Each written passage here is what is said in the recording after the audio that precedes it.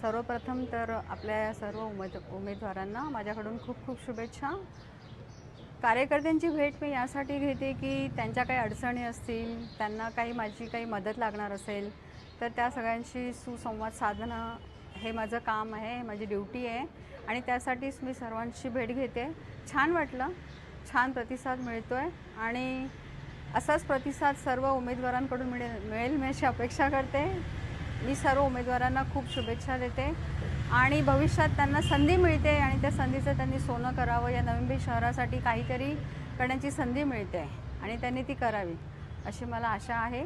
पण हे नवी मुंबई शहर आदरणीय गणेश नाईक दादांनी मोठ्या कष्टाने उभं केलेलं आहे आणि या शहराचं रक्षण संरक्षण खऱ्या अर्थाने जे आपण नुसतेच पालकमंत्री म्हणतो पण ते खऱ्या अर्थाने चालक मालक पालक या नवी मुंबईचे आहेत आणि ही संपूर्ण नवी मुंबईची जनता, हे आमचे सगळे उमेदवार ही आमची खरी तर ताकद आहे आणि ही ताकद आहे, ही जनता आहे म्हणून आज हे नवी मुंबई शहर आहे।